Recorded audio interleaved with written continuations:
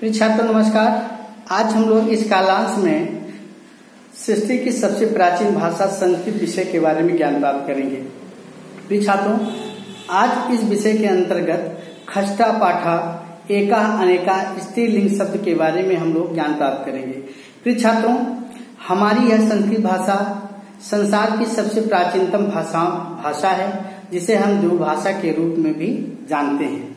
तो आइए आज हम पिछले कालांश में आप लोगों ने पढ़ा था एका अनेका के अंतर्गत पुल्लिंग शब्दों के बारे में पढ़ा था, जिसके अंतर्गत पुल्लिंग शब्दों के तीनों वचनों में शब्द बनाना सीखे थे। तो आज इस कालांश में हम लोग उसी एका अनेका के अंतर्गत खष्टा पाठा के अंतर्गत हम लोग स्त्रीलिंग शब्दों का तीनों वचनों में शब्द बनाना सीखेंगे। तो प्रिय छात्रों, थोड़ा सा आपको समझाने का प्रयास कर रहा हूं कि ये करते हुए हम लोग संस्कृत विषय में कैसे जानेंगे कि इसका प्रयोग एक वचन में कैसे होगा, कर्ता क्या है, लिंग कितने हैं, वचन कितने हैं, आदि पर हम लोग ज्ञान प्राप्त करेंगे। तो संस्कृत कक्षा 5 खष्टा पाठा पाठ 6 एका अनेका, एक और एक से अधिक जो बहुवचन की संख्याओं के अंतर्गत आता है। प्रिय छात्रों, वचन जैसा कि हम लोग जानते हैं कि हिंदी में दो वचन होते हैं, एक संख्या के बाद बहुवचन के अंतर्गत आएगा, एक संख्या के आगे, ठीक है। इंग्लिश में एक वचन के बाद फिर बहुवचन आ जाता है, लेकिन संस्कृत जो विषय है उसमें तीन वचन होते हैं। जो एक वचन अर्थात एक संख्याओं का ज्ञान कराता है, द्विवचन अर्थात दो संख्याओं का ज्ञान प्राप्त कराता है, और बहुवचन के अंतर्गत दो से अधिक संख्याओं का ज्ञान का बोध होता है। तो बच्चों, अब आइए लिंग जो है वो संस्कृत में तीन होते हैं, हिंदी में भी तीन होते हैं। पुल्लिंग शब्द जो पुरुष जाति का बोध कराता है, स्त्रीलिंग शब्द जो हमें स्त्री जाति का बोध कराता है, नपुंसक लिंग जो होता है जो स्वतः गतिमान न हो, चले न, वह नपुंसक लिंग के अंतर्गत आता है। प्रिय बच्चों, यहाँ तक आपको समझ में आ गया होगा। अब उदाहरण के तौर पर समझाना चाहूंगा कि एक वचन में पुल्लिंग शब्द होगा बालिका, द्विवचन में स्त्री में बालिका, बहुवचन में फल वृक्ष आदि ऐसे आते हैं। आइए आगे बढ़े। कर्ता संस्कृत के 9 प्रकार के होते हैं। कितने प्रकार के होते हैं? 9 प्रकार के होते हैं।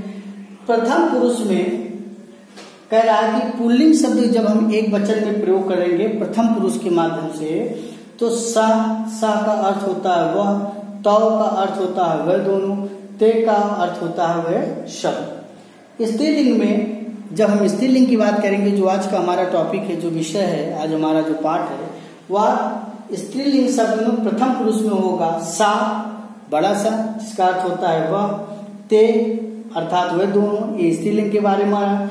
और बहुवचन में जब प्रयोग करेंगे तो ता होगा, बड़ा ता होगा, जैसे अर्थात वह शब्द। नपुंसक लिंग में तत् का अर्थ भी वह होता है, ते वह दोनों, तान वह शब्द। मध्यम पुरुष में त्वम तुम, युवाम तुम दोनों, युवम तुम शब्द। उत्तम पुरुष में होता है अहम मैं, आवाम हम दोनों, वयम हम सब। तो बच्चों, हम ये सारा जाने कि प्रथम पुरुष में जब हम बात करेंगे पुल्लिंग शब्द के बारे में बात करेंगे तो इसका होगा सा, तौ, ते। स्त्रीलिंग में बात करेंगे तो सा, ते, ता, और नपुंसक लिंग में तत्, ते, तान। ठीक है, तो 3 तरीका न हो गया। फिर मध्यम पुरुष में हमने पहले ही बताया है कि त्वम तुम, युवाम तुम दोनों, युवम तुम शब्द। उत्तम पुरुष में हम मैं, आवाम हम दोनों, वयम हम सब। तो इसके माध्यम से बच्चों आप जान जाओगे कि स्त्रीलिंग में एक वचन का प्रयोग कैसे किया जाता है, द्विवचन में कैसे किया जाता है, और बहुवचन में कैसे करते हैं। आइए आपको पाठ के माध्यम से, जो हमारा पाठ है, आज हम लोग पाठ का अध्ययन करें। एका खष्टा पाठा, छठा पाठ। एका अनेका, एक और अनेक होता है कई, ठीक, एक और कई। आइए शिक्षण बिंदु में आज हम वचन बोध करेंगे। वचन का अर्थ होता है संख्या और बोध का अर्थ होता है ज्ञान। हम आज वचनों के आधार पर संख्याओं का ज्ञान करेंगे, ठीक है, जो स्त्रीलिंग शब्दों के बारे में होगा। बच्चों, आप जानते हैं कि स्त्रीलिंग शब्द प्रायः आ पर समाप्त होते हैं। ये आप सब जानते हैं कि स्त्रीलिंग शब्द जो है अक्सर बड़े आ पर, प्रायः बड़े आ पर समाप्त होता है। जैसे हम पहले ही बताए थे कि पुल्लिंग शब्द आ शब्द लगने पे हो जाता है। स्त्रीलिंग की पहचान शब्दों के अंत में बड़ा आ लगने पे हो जाता है। और नपुंसक लिंग की पहचान अगर शब्दों के अंत में अम आ जाए तो हम जानेंगे कि यह नपुंसक लिंग के अंतर्गत आएगा।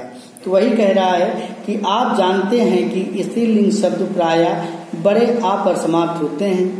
स्त्रीलिंग शब्दों के रूप तीनों वचनों, एक वचन, द्विवचन, बहुवचन, तीनों वचनों में इस प्रकार होते हैं। जैसे चटका का अर्थ होता है एक चिड़िया, चटके का अर्थ होता है दो चिड़िया, चटका का अर्थ होता है कई चिड़िया। यहाँ हम स्त्रीलिंग शब्दों के तीनों वचनों में शब्द बनाना सीख रहे हैं। प्रिय छात्रों, आइए अब आपके बुक के माध्यम से पढ़ाना प्रयास करता हूँ। बाला का अर्थ होता है लड़कियां, एक लड़की। दो वचन में होगा बाले, दो लड़कियां।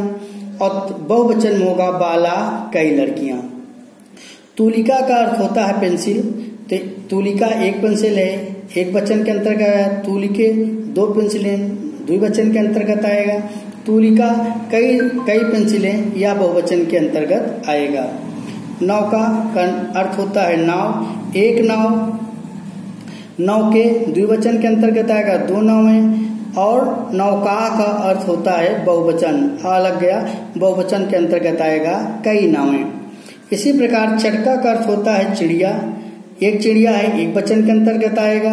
चटके द्विवचन के अंतर्गत आएगा और चटका बहुवचन के अंतर्गत आएगा। बच्चों आइए अभ्यास कार्य पे चलते हैं। अभ्यास कार्य में लिखा हुआ है पहला, रिक्त स्थानम पूर्यत, कह रहा है कि रिक्त स्थानों की हमें पूर्ति करनी है।